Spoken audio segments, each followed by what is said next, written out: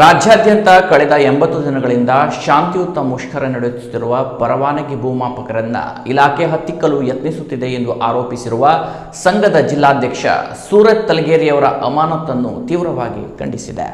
ನಗರದ ಪತ್ರಿಕಾ ಭವನದಲ್ಲಿ ಶುಕ್ರವಾರ ನಡೆದ ಸುದ್ದಿಗೋಷ್ಠಿಯಲ್ಲಿ ಸೂರಜ್ ತಲಗೇರಿ ಹಾಗೂ ಪ್ರಧಾನ ಕಾರ್ಯದರ್ಶಿ ಮಿಥುನ್ ನಾಯ್ಕ್ ಮಾತನಾಡಿ, ಜಿಲ್ಲೆಯ 96 ಪರವಾನಗಿ ಭೂಮಾಪಕರ ಪೈಕಿ 81 ಮಂದಿಗೆ ಕರ್ತವ್ಯಕ್ಕೆ ಹಾಜರಾಗದಿದ್ದರೆ ಲೈಸೆನ್ಸ್ ರದ್ದುಪಡಿಸುವುದಾಗಿ ನೋಟಿಸ್ ನೀಡಲಾಗಿದೆ ಎಂದು ದೂರಿದರು. ಮೃತಪಟ್ಟ ಭೂಮಾಪಕರಿಗೂ ನೋಟಿಸ್ ಜಾರಿಗೊಳಿಸಲಾಗಿರುವುದು ಇಲಾಖೆ ನಿರ್ಲಕ್ಷ್ಯಕ್ಕೆ ಸಾಕ್ಷಿಯಾಗಿದೆ ಎಂದರು. ನೋಟಿಸ್ಗಳನ್ನು ರಿಜಿಸ್ಟರ್ ಪೋಸ್ಟ್ ಮೂಲಕ ನೀಡದೆ ವಾಟ್ಸ್ಆಪ್ ಮೂಲಕ ಕಳುಹಿಸಲಾಗುತ್ತಿದೆ. ಲಾಗಿನ್ ಬಂದ್ ಮಾಡಿ ಕಡತಗಳನ್ನು ಹಿಂಪಡೆದು ಕೆಲಸಕ್ಕೆ ಮರಳುವಂತೆ ಒತ್ತಡ ತರಲಾಗುತ್ತಿದೆ. 2020 ನಂತರದ ಬ್ಯಾಚ್ ಹೆಸರಿನಲ್ಲಿ ನೋಟಿಸ್ ನೀಡುವುದು ಭೂಮಾಪಕರ ಒಗ್ಗಟ್ಟು ಒಡೆಯುವ ಪ್ರಯತ್ನ ಎಂದು ಆರೋಪಿಸಿದರು. 2002ರಿಂದ 2023ರವರೆಗೆ ಯಾವುದೇ ವೈಜ್ಞಾನಿಕ ವ್ಯವಸ್ಥೆ ಇಲ್ಲದೆ ಜೀತ ಪದ್ಧತಿಯಂತೆ ಕೆಲಸ ಮಾಡಿಸಲಾಗಿದೆ. ಸರ್ಕಾರಿ ಭೂಮಾಪಕರಷ್ಟೇ ಜವಾಬ್ದಾರಿಯಿಂದ ಕೆಲಸ ಮಾಡಿದರೂ ನಿಗದಿತ ವೇತನ, ಆರೋಗ್ಯ ವಿಮೆ, ಭವಿಷ್ಯ ನಿಧಿ ಸೇರಿದಂತೆ ಮೂಲಭೂತ ಸೌಲಭ್ಯಗಳಿಲ್ಲ. ಸೇವಾಧನ ಪಾವತಿಯೂ ಸಮಯಕ್ಕೆ ಆಗುತ್ತಿಲ್ಲ ಎಂದು ಅಸಮಾಧಾನ ವ್ಯಕ್ತಪಡಿಸಿದರು. ಸಾರ್ವಜನಿಕರಿಗೆ ತೊಂದರೆಯಾಗದಂತೆ ಫೆಬ್ರವರಿ ಪ್ರಗತಿ ವರದಿ ಸಲ್ಲಿಸಿ ಹೋರಾಟ ಆರಂಭಿಸಿದ್ದೇವೆ. ಲಾಗಿನ್ ನಿಷ್ಕ್ರಿಯಗೊಳಿಸಿರುವುದರಿಂದ ಹೊಸ ಅರ್ಜಿಗಳ ಹಂಚಿಕೆಯೇ ಆಗಿಲ್ಲ. ಹೀಗಿದ್ದರೂ ಸಾರ್ವಜನಿಕರಿಗೆ ತೊಂದರೆ ಹಾಗೂ ಸರ್ಕಾರಕ್ಕೆ ನಷ್ಟ ಉಂಟಾಗಿದೆ ಎಂದು ನೋಟಿಸಿನಲ್ಲಿ ಉಲ್ಲೇಖಿಸಿರುವುದು ಸದ್ಯಕ್ಕೆ ದೂರವಾಗಿದೆ ಎಂದರು. ಕಾಯಂಗೊಳಿಸುವುದು, ಸಮಾನ ವೇತನ ಹಾಗೂ ಸೇವಾ ಭದ್ರತೆ ಸೇರಿದಂತೆ ನ್ಯಾಯಯುತ ಬೇಡಿಕೆಗಳನ್ನು ಈಡೇರಿಸಬೇಕು. ಜಿಲ್ಲಾಧ್ಯಕ್ಷರ ಅಮಾನತು ಆದೇಶವನ್ನು ತಕ್ಷಣ ಹಿಂಪಡೆಯದಿದ್ದರೆ ಜಿಲ್ಲಾದ್ಯಂತ ಭೂಮಾಪಕರನ್ನು ಒಗ್ಗೂಡಿಸಿ ಉಗ್ರ ಹೋರಾಟ ನಡೆಸಲಾಗುವುದು ಎಂದು ಎಚ್ಚರಿಸಿದರು.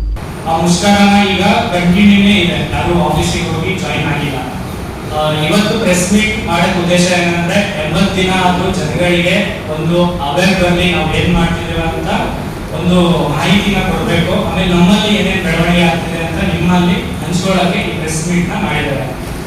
ಸೊ ನಾವೇನಕ್ಕೆ ಪ್ರೆಸ್ ಮೀಟ್ ಅನ್ನೋದಕ್ಕಿಂತ ನಮ್ಮ ಬೇಡಿಕೆಗಳು ಏನಿದೆ ಅಂದ್ರೆ ನಮ್ಮನ್ನ ಕಾಯಂಗೊಳಿಸಬೇಕು, ಮತ್ತೆ ಸಮಾನ ಕೆಲಸಕ್ಕೆ ಸಮಾನ ವೇತನ ಎಂಬ 2 ಅಜೆಂಡಾದಿಂದ ಈ ಸ್ಟ್ರೈಕ್ ನ ಸ್ಟಾರ್ಟ್ ಮಾಡಿದ್ದಾರೆ.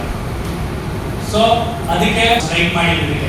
ಸೊ ಇನ್ನು ಮುಂದೆ ನಾವು ತ್ವರಿತ ರೀತಿಯಿಂದ ಸ್ಟ್ರೈಕ್ ನ ಮಾಡಕ್ಕೆ ಮುಂದೆ ಬಂದಿದ್ದೇವೆ. ಸೊ ಈಗ ಲಾಸ್ಟ್ ಟೈಮ್ ಈಗ ನಿನ್ನೆ ಬೆಳವಣಿಗೆ ಏನಂದ್ರೆ ಸ್ಟ್ರೈಕ್ ಅಲ್ಲಿ ಇರುವಾಗ ಏಕಾಏಕಿ ಜಿಲ್ಲಾಧ್ಯಕ್ಷನಾದ ನನ್ನ ಮೇಲೆ ಸಸ್ಪೆನ್ಷನ್ ಮಾಡಿರ್ತಾರೆ.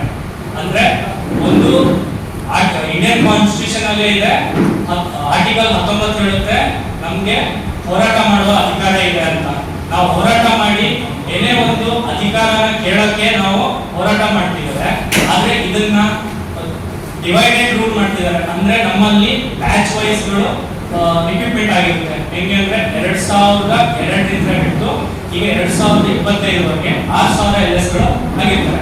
ಈಗ ಇವುಗಳು ಏನ್ ಮಾಡ್ತಿದ್ದಾರೆ ಅಂದ್ರೆ ಡಿಪಾರ್ಟ್ಮೆಂಟ್ ಅಲ್ಲಿ ಒಡೆದು ಆಳುವ ಪದ್ಧತಿನ ಮಾಡ್ತಿದ್ದಾರೆ. ಯಾವ ತರ ಅಂದ್ರೆ 2020 ನಂತರ ಯಾರ್ಯಾರು ಹಾಲಿ ಕೆಲಸ ಮಾಡ್ತಿದಾರಲ್ಲ ಅವ್ರಿಗೆಲ್ಲ ಆಲ್ ಓವರ್ ಕರ್ನಾಟಕ ಏನ್ ಮಾಡ್ತಿದ್ದಾರೆ, ಸಸ್ಪೆನ್ಷನ್ ನೋಟಿಸ್ಗಳನ್ನ ಕೊಡ್ತಿದ್ದಾರೆ. ಏಕಾಏಕಿ ನೋಟಿಸ್ ನ ಕೊಡ್ತಿದ್ದಾರೆ.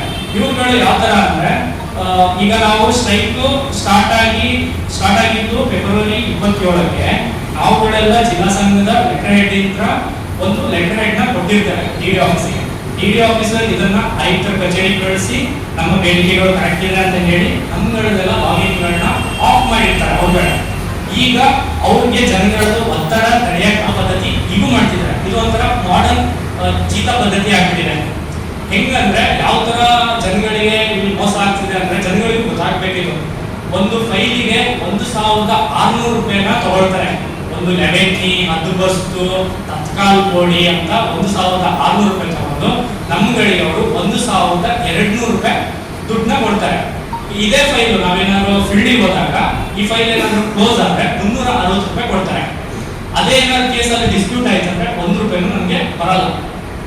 ಸೊ ಇದನ್ನೆಲ್ಲ ಕ್ಯಾಲ್ಕುಲೇಷನ್ ಮಾಡಿದ್ರೆ ನಮ್ಗೆ ಮಂತ್ಲಿ ಅಂದ್ರೆ 10 ಕಡಿಮೆ, ಒಂದು 9ರಿಂದ 10,000 ಬರುತ್ತೆ. ಯಾಕಂದ್ರೆ ಪೆಟ್ರೋಲ್ ಖರ್ಚು ನಮ್ದು, ಆಮೇಲೆ ನೋಟಿಸ್ ಖರ್ಚು ನಮ್ದೆ, ಆಮೇಲೆ ನಮ್ ಜೊತೆ ಅಸಿಸ್ಟೆಂಟ್ ಕೂಡ ಇಲ್ಲ.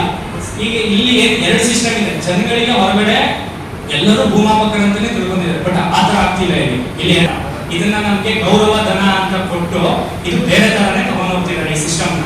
ಈ ಸಿಸ್ಟಮ್ ಬಗ್ಗೆ ನಾವೀಗ ನಮ್ಗೆ ಈ ಸಿಸ್ಟಮ್ ಅಲ್ಲಿ ವರ್ಕ್ ಮಾಡಕ್ಕೆ ನಮ್ಗೆ ಆಗ್ತಿಲ್ಲ, ಬಹಳ ಕಷ್ಟ ಆಗ್ತಿದೆ. ಯಾಕಂದ್ರೆ ಈಗ ನನ್ನ ಹಾಲಿ ಫ್ರೆಂಡೇ ಒಂದು 6 ತಿಂಗಳ ಹಿಂದೆ ಡೆತ್ ಆಗಿದೆ. ಆಕ್ಚುಲಿ ಒಂದು ಗೌರ್ಮೆಂಟ್ ಇಂದ ಅಥವಾ ಒಂದು ಇಲಾಖೆಯಿಂದ ಅಟ್ಲೀಸ್ಟ್ ಏನಾದರೂ ಸಿಗ್ಬೇಕಾ, ಒಂದೊಂದು ರೂಪಾಯಿನೂ ಸಿಕ್ಕಿಲ್ಲ. ಅವ್ರ ಫ್ಯಾಮಿಲಿಗೆ ಒಂದು ಪಾಪು ಇದೆ, ಅವ್ರ ಹೆಂಡತಿ, ಅವರಿಗೆಲ್ಲ ಯಾರೀಗ ನಾನು ಹೇಳ್ತಿರೋದು, ಒಂದು ಗೌರ್ಮೆಂಟ್ ಇಂದ ಒಂದು ಫೆಸಿಲಿಟಿ ಇದೆ. ಸುದ್ದಿಗೋಷ್ಠಿಯಲ್ಲಿ ಖಜಾಂಚಿ ಗೋಪಾಲಗೌಡ, ರಮೇಶ್ ಈಶ್ವರ ಹಾಗೂ ಮಲ್ಲಿಕಾ ನಾಯ್ಕ ಉಪಸ್ಥಿತರಿದ್ದರು. Canara plus news, Karwar.